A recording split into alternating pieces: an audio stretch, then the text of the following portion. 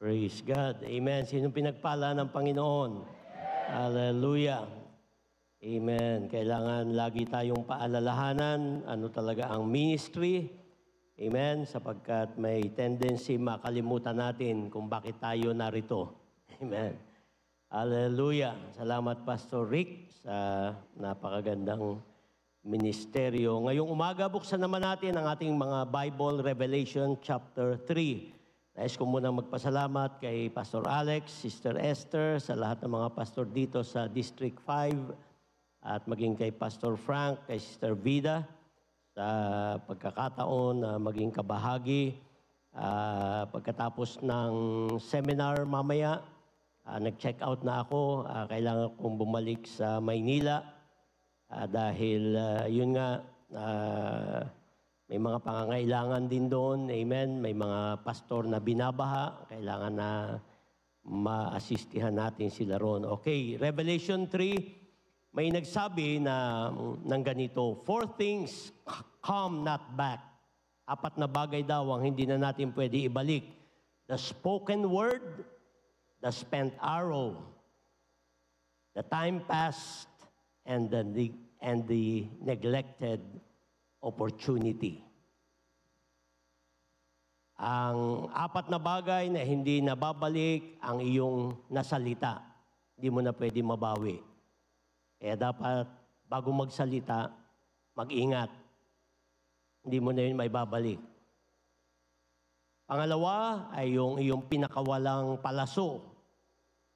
Amen? Pangatlo, ang lumipas na oras. Hindi mo na may babalik. Imposible.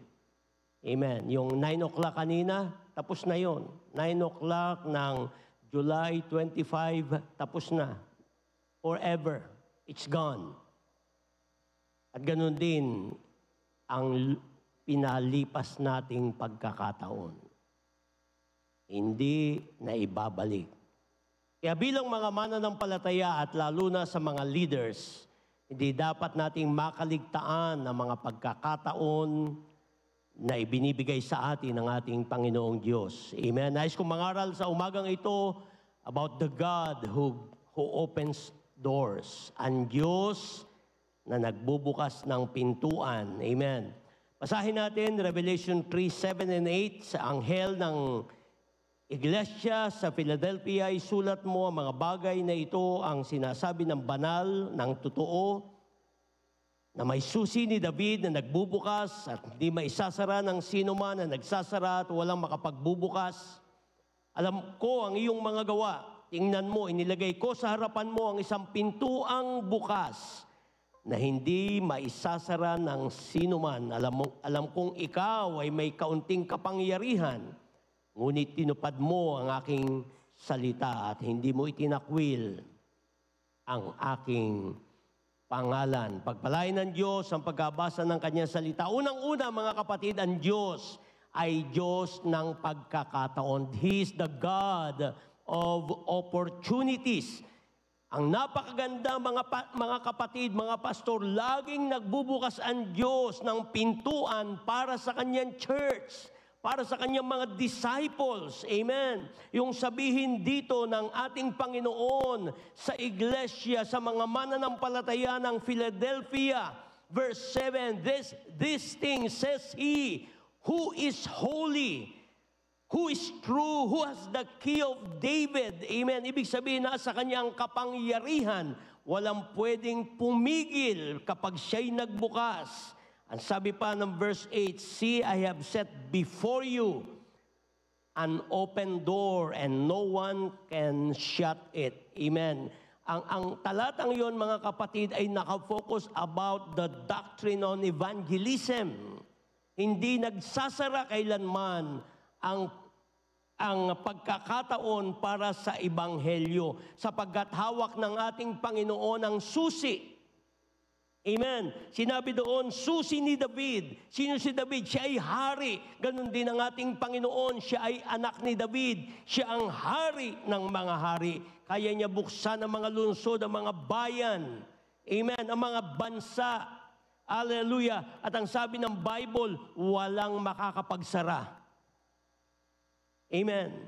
Kaya ngayong umaga, pag sinabing open door, ibig sabihin, panibago, sariwang karanasan ng pagkilos ng ating Panginoon. Makakakita ka ng mga dakilang bagay kung bubuksan mo lang ang iyong mata. 2 Corinthians 2:12, nang ako'y dumating sa Troas upang ipangaral ang ebanghelyo ni Kristo, may pintong nabuksan para sa akin sa Panginoon. Hallelujah! Hahakbang ka lang, pupunta ka sa isang bayan, bukas ang pintuan doon. Amen. Binibigyan tayo ng pagkakataon ng Panginoon na magligtas at sumakop ng mga teritoryo. Amen.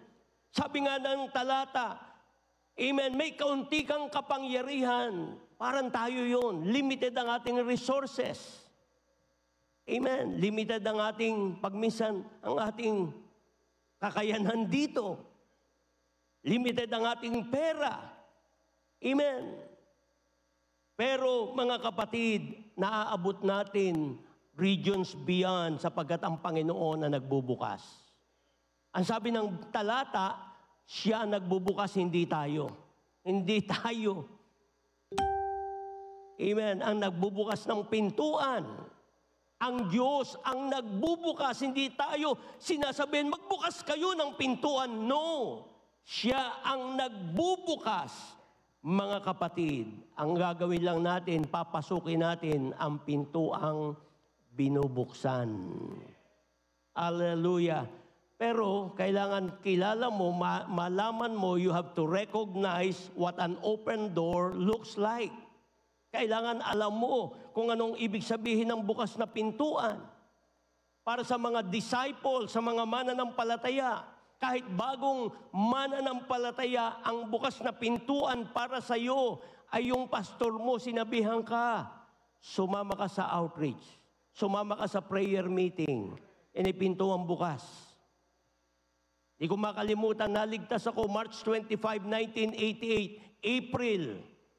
Sinabihan ako ng aking bilas, amen, sama ka sa akin sa Bible study.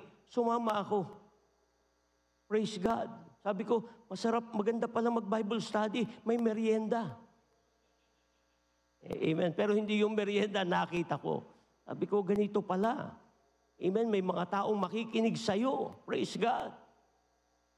Amen. At doon, mga kapatid, yung pagsama kong yun, nagbukas ng change of event sa aking buhay para makapagbukas ng pintuan sa destiny ng aming pamilya.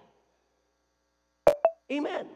Naging curious ako sa Bible. Dahil sabi ko, gusto ko rin magturo sa Bible study.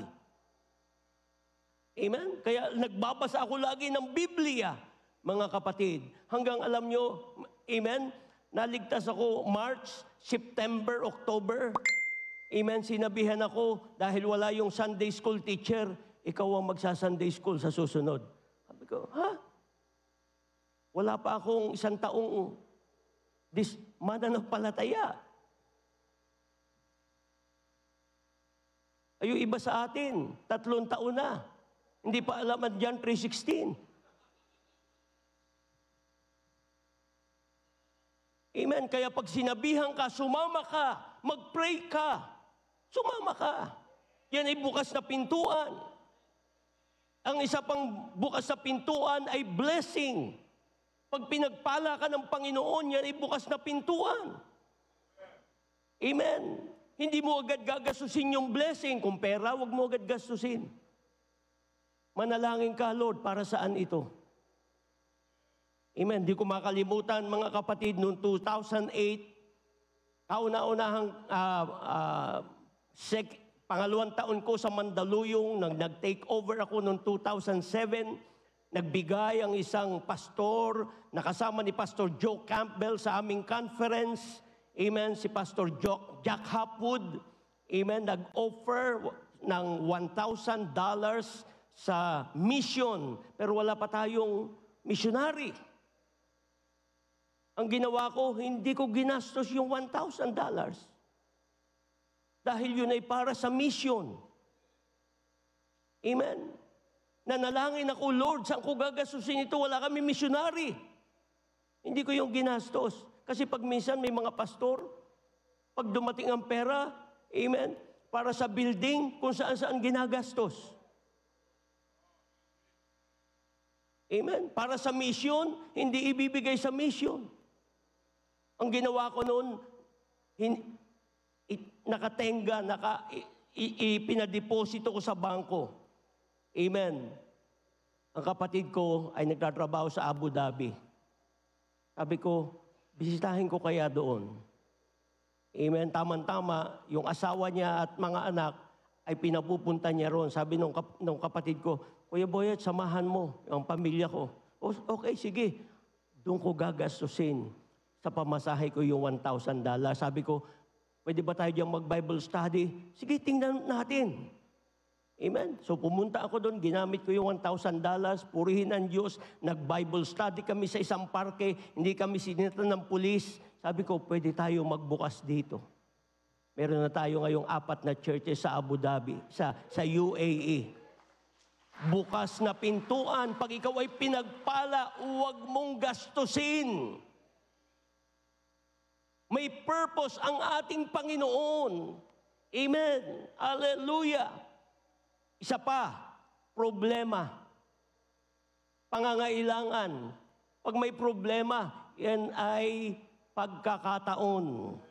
May nagsabi nga na opportunities are brilliantly disguised as insurmountable problems. Amen. Kagaya ng pangangaral ni Pastor Rick, amen, pag minsan may dadating sa atin, kala mo pulubi. Yung pala, opportunity. Di ba? Akala mo ay problema, pero yun ay pagkakataon. Noong 2006, nagkaroon tayo ng crisis sa fellowship. Amen. Tumawag ang isang disciple sa akin. Sabi niya, Pastor, umalis ang pastor namin. Anong gagawin ko rito? Wala kaming pastor. Sabi ko, wala akong may papadala diyang pastor. Ikaw naman ang disciple diyan. Pangunahan mo muna. Ikaw muna ang mag-lead sa mga tao. Pastor, hindi pa ako na-announce. Hindi naman mahalagang announcement. Ang daming in-announce, hindi naman natuloy. Di ba? Amen. Amen ba mga kapatid? Pero walang ganyan dito. Amen. Sa amin, may mga in-announce, hindi naman natuloy. Di ba? Sabi ko, hindi mo kailangan ng announcement, ng laying of hands. Basta, pangangailangan, tumugong ka. Amen. Purihin ang Diyos, tumugon si Jonathan Pascua. Amen. Doon sa Santa Maria, Bulacan, siya ang nagpastor. Salamat sa Panginoon, siya na yung naging pastor noon sa Abu Dhabi. Isipin niyo mga kapatid, kaya pag may problema, amen, huwag mong impug ang iyong ulo sa pader. Sabihin mo, Lord, para saan ang problemang ito? Meron kang ipinapakitang pagkakataon para sa amin. Amen? Ang pang-apat na mukha ng open door, kagaya nating mga Pilipino, may pribilehiyo ang mga Pilipino. Pwede tayo pumunta sa ASEAN nations, Southeast Asian nations na walang visa. Yan ay open door. Amen. Kaya tayo nagkaroon ng gawain sa Vietnam. Bumisita kami roon. Walang visa. Pumasok lang. Amen. Nakita ko sa Cambodia. Amen. Pwede kami gumawa ng ganito. Praise God. Mga kapatid, ngayong umaga, amen, pwede kayo pumunta sa Malaysia, Indonesia, meron na nga tayo, Vietnam, Cambodia, Burma, Laos, Thailand, Brunei, amen. Pwede tayo pumunta na walang visa. Amen. Si Pastor Emil, 7 taon sa Vietnam, tourist visa. Nung magko-COVID, sabi nung immigration, you have been coming here for 7 years. What are you? Tourist. Ibig sabihin, milyonaryo ka, turista ka dito. Amen. Labas-masok. Ngayong umaga, mga kapatid, yung mga pribilehiyong yan ay open door para sa atin. Amen. Marami pang mga lugar sa Indonesia, mga kapatid, na pwede natin puntahan. Hallelujah. Alam nyo, ang maganda, mga kapatid, yung mga OFW natin sa Hong Kong, amen, yung mga DH doon, mga domestic helper, amen, mga naligtas doon. Ang iba ay mga pamilya rito sa Pilipinas ay hindi born again, amen. Pag may pumupunta doon, pastor, baka pwede nyo bisitahin yung pamilya ko sa Cagayan, puntahan nyo sa Ilocos Sur, puntahan nyo sa Bataan. Amen, pinuntahan ng mga pastor. Ngayon may mga churches na tayo doon sa mga probinsyang yun. Dahil bukas na pagkakataon. Ang Diyos ay laging nagbubukas. Buksan lang natin ang ating mata. May ginagawa ang ating Panginoon. Amen ba, mga kapatid? Hallelujah. Pangalawang pag-usapan natin, may sinabi sa talatang ito, "See, I have set before you an open door." Ibig sabihin, may challenges at each door. Sa mga bukas na pinto ang binubuksan ng Panginoon, amen, merong hamon, merong challenge, may temptation. Sinabi roon, "See, I have set before you an open door." May tendency kasi, mga kapatid, na hindi natin makita yung open door. Ang ating nakikita yung difficulties, yung mga hadlang, yung mga balakid. Amen. At ganito ang gusto ng dyablo, wag mong makita ang open door. Kaya sabi ni Jesus, "Look at the open door." Huwag niyo tingnan ang problema, tingnan niyo ang bukas na pintuan. Amen? Sabi nga ni Pablo, 1 Corinthians 16:9, "Sa akin ay nabuksan ang isang pintuang malaki at mapapakinabangan at marami ang kaaway." Sa open door, maraming kaaway. Amen? Unang-una ay ang dyablo. Ang dyablo ay eksperto sa discouragement. Amen. Bukas nga ang pintuan, pero mahirap. Wala namang madali. Maraming kaaway sa bukas na pintuan, mga kapatid. Pero ang problema natin, pinalalaki natin yung hindrance, yung difficulties, lumiliit tuloy yung open door. Amen ba, mga kapatid? Ang ating minamagnify ay yung problema. Kaya sabi ni Jesus, "Look at the open door." Huwag niyo tingnan ang gagawin ng kaaway. Laging may hadlang ang kaaway, pero tingnan ninyo ang open door. Amen. Mga kapatid, ang laging gagawin ng kaaway, alam mo, sasabihin sa iyo, "Nabigo ka nung nakaraan, nakalimutan mo?" Oo nga, no? May open door sana eh. Kaya lang, pogi ako masyado kasi. Amen. Baka magkakras na naman doon yung mga babae sa akin. Amen?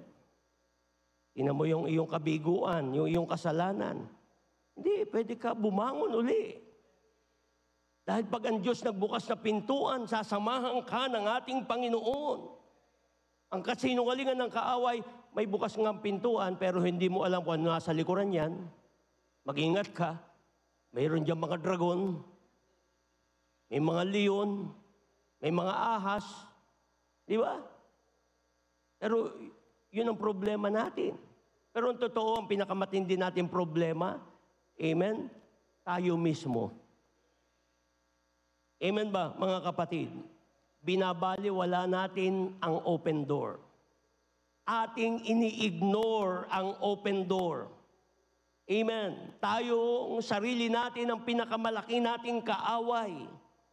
Joshua 18:3, sinabi ni Josue sa mga anak ni Israel, "Hanggang kailan kayo magpapakatamad na pasukin ang lupaing ibinigay sa inyo ng Panginoon, ng Diyos ng inyong mga ninuno?"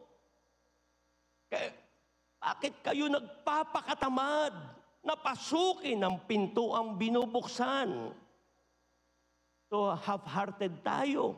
indifferent, neglectful sa gustong gawin ng ating Panginoon. Amen ba mga kapatid? Hindi ko habang nangangaral si Pastor Rick kanina, naalala ko, bago mag-COVID, may hindi isang pamilya, magkakapatid, 5 magkakapatid. Walang ina nakakulong dahil sa drugs. Ang tatay nag-asawa ng iba, iniwan sila. 14 years old yung panganay, 5.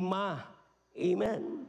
14, 13, 11, 10, tapos 8 years old na bata. 2 babae, 3 lalaki. Ang panganay ay lalaki, yung 14 years old. Nakita namin, amen, inalagaan sa church, halos kinupkup, amen. Nagluluto lang sila sa rice cooker, doon na lahat. Doon sila nagpiprito sa rice cooker, doon sila nagsasaing, doon sila nagluluto ng noodles. Amen. Pero sabi ko, minsan umusok yung nasa squatter. Nasa Mandaluyong, isa sa pinakamalaking squatter sa buong Metro Manila. Yung Addition Hills. Kaya ang tawag ay Addition Hills, dagdag ang mga tao. Kung sino pa yung nasa squatter, yun ang maraming anak. Kaya Addition Hills. So, sabi ko, delikado mga batang ito. Alam nyo, nasunog yung rice cooker. Ang sabi ko sa council, humanap tayo ng apartment, itira natin, alisin natin doon. Nakakaawa, baka biglang may mangyari. Inilipat namin, kapitbahay nung isa sa council, amen. Purihin ang Diyos bago nung maalis na sila ron after 1 week, nasunog yung area nila. Sunog din yung bahay nila. Sabi, praise God, nauna tayo. Kung hindi natin ginawa yun, amen, pagsisisihan natin. Kaya, pag may problema, bukas na pintuan. Amen. So, pinasok namin yun. Alam nyo ngayon, yung panganay, pastor na. 19 years old. Si Myro, amen, nag-report sa akin nung Sunday, pastor, 15 kami sa aming church. Praise God. Ang gitarista niya, 51 years old. Sinasama niya sa Mandaluyong. Open door. Kaya hindi tayo pwedeng maging half-hearted, neglectful. Pasukin natin pag may binubuksang pintuan ng ating Panginoon. Pinakamalaki nating kalaban ay ating sarili. Ayaw nating ma-involve sa buhay ng mga tao. Kanina, kahapon, siya yung matagal ko kausap sa telepono. Dahil yung mother niya, wala na sa bilangguan, pero pagala-gala. Sabi ko sa kanya, ano gagawin ko, pastor? Si mama, nakalabas nga sa bilangguan, balik naman sa droga. Amen. Hindi madali. Amen. Sabi ko, sige, pagdating ko dyan, pag-usapan natin. Plano niya isama sa kanyang pioneering. Sabi ko, isipin mo mabuti. Bagay, dadami ang membro niya. Amen. Kaya hindi madali, mga kapatid, pero salamat sa Panginoon. Amen. Ang Diyos nagbubukas ng pintuan. Numbers 32:6, sinabi ni Moises sa mga anak ni Gad at sa mga anak ni Ruben, paroroombangin yung mga kapatid sa pakikipagbaka at kayo'y mauupo dito. Ang dami nakaupo sa church, hindi mo mapapasok ang pinto, ang bukas pag ikaw ay nakaupo. Amen. Paano ka papasok dito? Amen. Hallelujah. May digmaan sa bukas na pintuan, pero dapat natin pasukin. Hindi problema ang Diyos.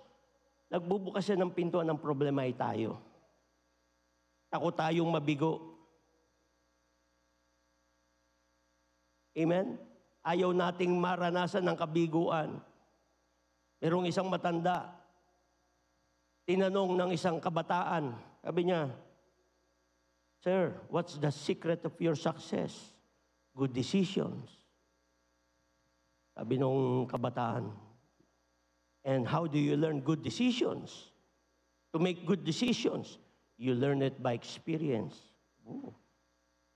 And how do you get experience?" Sabi nung bata, sabi nung matanda, "By making bad decisions." Totoo yun. Hindi mo pa, sino pa hindi nakapag-pioneer dito? Amen. Doon tayo natututo, doon tayo nagiging marunong. Amen. Magkakamali tayo. Amen. Alam nyo, ang danger pa mga kapatid, pag lagi mong ipinagpapabukas ang pagpapasya na pasukin ng bukas na pintuan, amen, mahihirapan ka na next day. To make it the next day, or next month, or even next year. Pag ginawa mo yon, ikaw ang nagsasara ng pintuan sa sarili mo. Amen. Alam nyo ba, in-explain ng science yung procrastination. Ang procrastination pala ay hindi lang basta ordinary attitude. Yung pagpapaliban, saka na, ganon, bukas na lang, ganon, mamaya na. Amen. Alam nyo pala ba mga kapatid, procrastination daw ay is the fight sparked between two parts of the brain when faced with an unpleasant activity or assignment. May nangyayari pala sa utak natin na digmaan.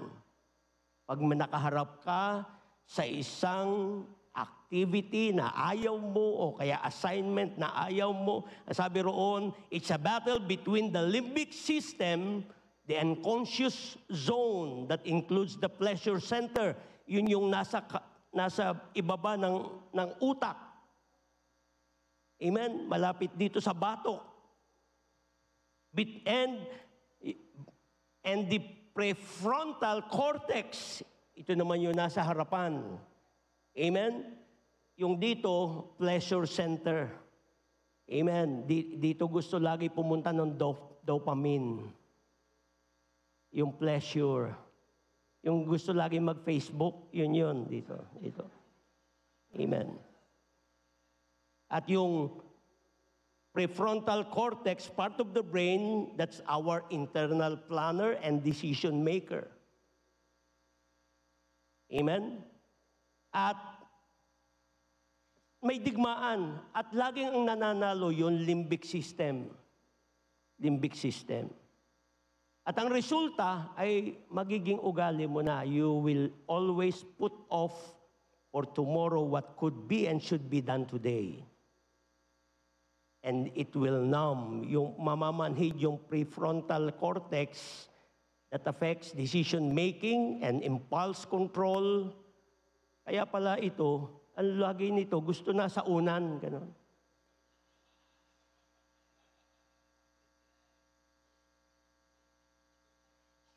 Kaya pala may mga tamad.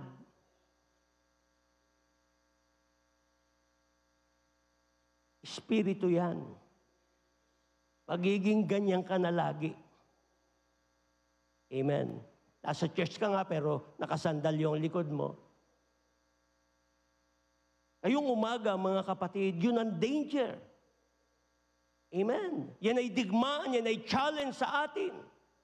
Lalo na sa mga lalaki ngayon. Amen. Kaya kailangan, mga kapatid, ating mapagtagumpayan ang ating sarili. Oh Lord, save us from ourselves. Diba? Amen. May sinabi pa sa Biblia, at ito ang ating tingnan. He who has the key of David, verse 7, he who opens and no one shuts, and shuts and no one opens. Ibig sabihin, pwede rin magsara ang Diyos. Sasarahan niya ang pintuan. Amen? Pero nakikita ko rito yung positibo. Alam niyo yung sinasarang pintuan ng Diyos? Pintuan ng iyong nakaraan. Para wag mo na tingnan. pintuan na lilingunin muli ang iyong mga kabiguan. Amen. Sapagkat yan ang pumipigil sa iyo para pasukin mo ang mga pintuang binubuksan niya ngayon. Ang nais ng Panginoon, you go forward. Sarado na yung likuran mo. Dapat ganun tayo, mga kapatid. Ganun ang ating Panginoon. Amen. Sapagkat pag hindi natin ito gagawin, mga kapatid, yung mga pintuang binubuksan ng Diyos sa ating harapan ay masasarahan. Ang isa pa nagsasara ng pinto, amen, ang Diyos magsasara sa iyo ng pinto pag ikaw ay nagkakasala. Ngayon, may 2 pastor sa aming church na nakaupo. Nasarahan ng pintuan. Sinabihan ko yung isang pastor, sa ginawa mong yan, wala ka ng karapatan ngayon magpastor. Dahil sa kasalanan. Amen? Pwede magsara ng pintuan ng Diyos. Kaya ngayong umaga, mga kapatid, pag may bukas sa pintuan, yun ang ating pagtuunan ng pansin. Hallelujah. Yes, ang Diyos magpapatawad. Amen. Pero you still have to face the consequences of your sin. May nagsabi nga ng ganito, hindi ang mga gold mine o diamond mines ang may dakilang kayamanan. Hindi. Alam niyo, ang pinakamadakilang kayamanan kung nasaan? Sa sementeryo, na libing na hindi nagamit ang kanilang mga potensyal. Mga tao na may dapat nagawa para sa Panginoon. Pero dahil hindi sinamantala ang bukas na pintuan, nasayang ang kanilang mga talento. Amen. Kaya ngayong umaga, nais kong pag-usapan natin ang pangatlo, dito kung magtatapos, the correct response. Amen. Pinarangalan ni Jesus ang church sa Philadelphia. Dahil sa kanilang pagpapagal, katapatan sa kanyang salita at sa kanyang pangalan. At hinamon niya ang church na ito, amen, to respond properly to the doors that He is opening for them. Amen. Kaya kailangan ngayong umaga, samantalahin natin ang mga pinto ang binubuksan sa atin ng ating Panginoon. Yes, hindi natin kaya lahat, pero kasama natin ang Panginoon. Amen. Siya ang nagbubukas ng pintuan, kaya be determined to take every opportunity that God is giving us. Huwag mong palampasin. Amen. Sa conference na ito, disciple, hinahamon ka ng Diyos. Take the opportunity. O pastor, hinahamon ka ng Diyos, mag-pioneer uli o mag-misyon. Huwag mo sayangin. Amen. Maraming mga bukas na pintuan na pwede nating baliwalain. Sabi sa verse 11, amen.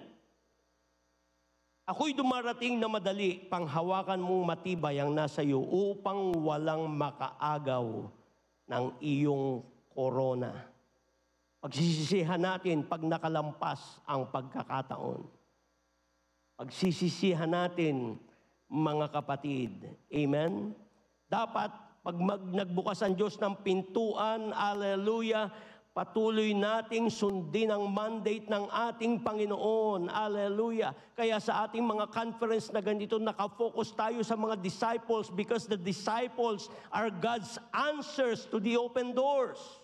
Gumawa tayo ng mga alagad. Gumawa tayo ng mga couples na magpapagamit ng kanilang buhay sa ating Panginoon. Huwag nating baliwalain ang mga kaluluwa na dinadala ng Diyos. Merong isang pastor sa First Baptist Church ng San Antonio, Texas. Ang sabi ng pastor na ito, we missed him. Our chance to change things came and passed, and we did not know it was there. Sabi ng pastor, a dark-skinned little boy sat through Sunday school classes for 3 years at the great Baptist church, but someone missed him. Alam niyo yung batang yon, ang pangalan ay Sirhan Sirhan. At the age of 24, ang batang lumaki, ang batang yon ang bumaril kay Senator Robert Kennedy. At ang sabi ng pastor, amen, the persistent thought keeps recurring, someone missed him. Yung mga kaluluwang dinadala ng Diyos sa ating church, pahalagahan natin. Dahil pag hindi, pwede maging kriminal yun. Sinabi ko nga sa sarili ko, sa asawa ko, kami nag-uusap, nasaan kaya si Myro ngayon kung hindi pinahalagahan ng church? Amen, yung 19 years old na pastor. Nasaan kaya ngayon? Kaya huwag nating sasayangin. Amen. Hallelujah. Maging determinado tayo, mag-focus tayo kung sino ang mga tao na dinadala ng Panginoon sa ating church. Huwag nating tingnan yung wala sa atin. Amen. Sabi niya, sayang kung may ganun kami, oh. Hindi, tingnan mo yung nasa iyo. Amen. Mag-focus ka sa kanila. Gawin mo sila kung ano ang nais ng Panginoon sa kanilang buhay. Amen. Si Pastor Emil noon, nung nasa Vietnam, ang sabi niya, Pastor, ang bagal dito. Ay, hindi man talaga madali dyan. Sige lang. Padayon lang. Amen. Sabi ko sa kanya, huwag kang masyadong concerned sa results ng inyong labors. The fact na ikaw ay nandyan, nakakalugod na yun sa Panginoon. Amen, sumunod ka. Pero hintayin mo ang result, ang ibibigay sa iyo ng Diyos. Amen, so nag-labor sila ron, alam natin mga kapatid, amen, ngayon ay 2 na ang pastor na naroroon. Amen. At baka next conference maglo-launch out uli sila ng isa pa. Amen. Kaya samantalahin natin, mga kapatid, yung mga tao na mahalin natin. Ibigay natin ang ating buhay, turuan natin kung ano tayo, ibigay natin. Amen. Hallelujah. Maging tapat tayo, mga kapatid. Hallelujah. Amen. Gamitin natin mga talento, mga resources kung anong meron tayo ngayon. Amen. Sabi nga ng Luke 19:17, sinabi niya sa kanya, mabuting gawa ikaw na mabuting alipin sapagkat nagtapat ka sa kakaunti, magkakaroon ka ng kapamahalaan sa 10 bayan. Gamitin natin kung anong meron tayo ngayon. Amen. Alam niyo, naalala ko uli, nung kami nag-pioneer, wala kaming gamit. Amen. Manghihiram pa ako ng equipment sa mother church. Wala kaming PA. Amen. Actually, akong gumawa ng pulpito. Amen. Kaya tinuturuan ko ng isang paa dahil gumaganon-ganon. Amen. Kaya akala mo, lagi akong nakapormang ganyan. Pero yung pala, baka matumba. Akong gumawa kasi, kukulamber pa. Wala talaga. Amen. Pero may mga pastor tayo. Amen. Walang mga tao pa masyado sa church.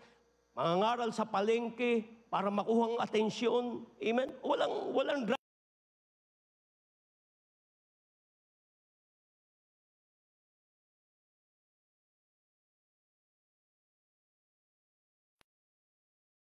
sabi ng mga nasa palengke, baliw yata yun. Nung dumami na yung tao, saka siya nangaral.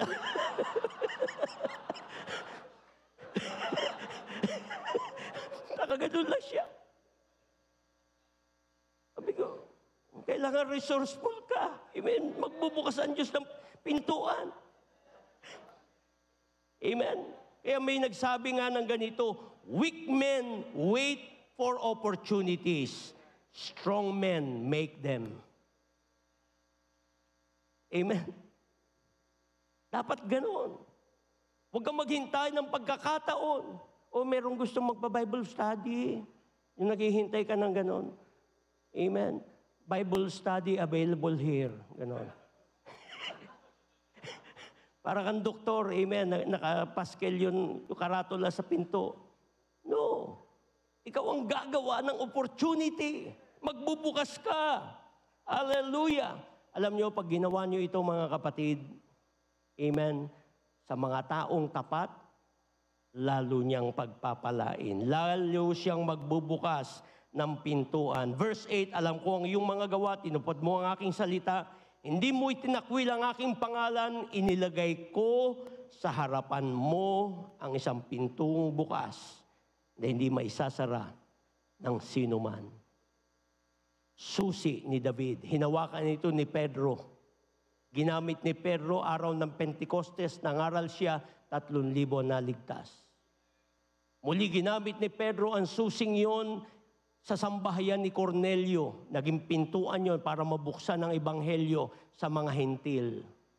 Alam niyo, habang naaalala ko yung susi ni David, si Pastor Wayman Mitchell binigyan ng Diyos ng susi ng Panginoon. Hindi niya sinayang ang opportunity. Bawat pintuang bukas sa mga bansa, Australia, Holland, Netherlands, Pilipinas, inamantala nila ang mga pintong bukas. Look what the Lord has done. Mahigit 4,000 churches meron na tayo sa ating kapulungan. Amen? Sapagkat si Pastor Wayman Mitchell ay tapat sa pintuang binubuksan sa kanya ng ating Panginoon. Hallelujah. Ang Diyos ay tapat sa mga taong tapat sa bukas na pintuan, na mga pintuang binubuksan niya. Palakpakan natin ngayong umaga ang ating Panginoon. Praise God. Hallelujah. Habang lumalapit ang ating pastor. Salamat, Pastor Alex. Amen. Salamat sa inyong panalangin. Pagpalain tayo ng Panginoon.